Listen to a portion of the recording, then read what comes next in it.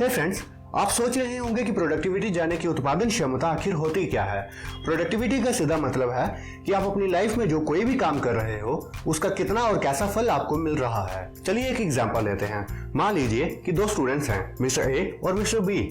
Mister A एक chapter को अच्छे से समझने में 1 घंटा लगा दे रहे हैं और वहीं मिस्टर बी उसी चैप्टर को अच्छे से समझने में 4 घंटे लगा देते हैं। तो यहाँ मिस्टर ए की प्रोडक्टिविटी मिस्टर बी से ज्यादा है, क्योंकि उन्होंने कम काम करके भी सेम रिजल्ट्स अचीव कर लिए जो कि मिस्टर बी ने ज्यादा देर काम करके अचीव किए थे। तो चलिए दोस्तों देखते हैं कि कैसे हम साइंस का इस्तेमाल करके अपने दिमाग की क्षमता को बढ़ा सकते हैं। सबसे पहले तो हमें इस चीज को मानना पड़ेगा कि हमारी विल पावर जाने की इच्छा शक्ति बहुत कम है। कुछ स्टडी से पता चला है कि विल पावर एक ऐसी चीज है जिसको हम पूरा का पूरा इस्तेमाल कर सकते हैं। इस कॉन्सेप्ट को ईगो डिप्लीशन के नाम से भी जाना जाता है। इसलिए कहा जाता है कि ज्यादा मेहनत करने से अच्छा अगर एक व्यवस्थित तरीके से काम किया जाए तो वो ज्यादा प्रोडक्टिव होता है। सबसे पहला काम जो हमें करना होता है वो है किसी चीज को स्टार्ट करना, चाहे फिर वो पढ़ाई हो, कोई फिजिकल वर्क हो या फिर कुछ और, क्योंकि शुरुआत हमारे रास्ते का सबसे बड़ा रोड़ा होती है।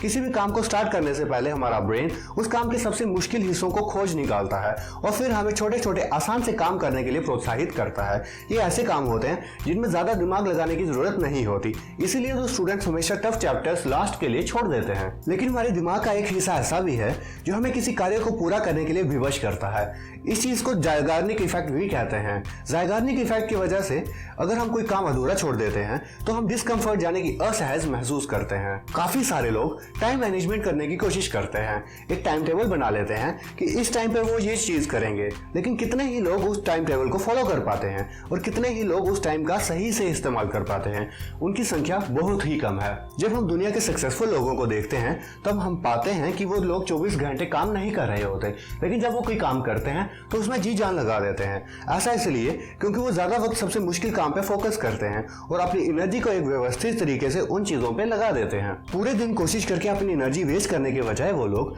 थोड़े समय में ज्यादा काम करते हैं और उसके बाद ब्रेक्स लेते हैं।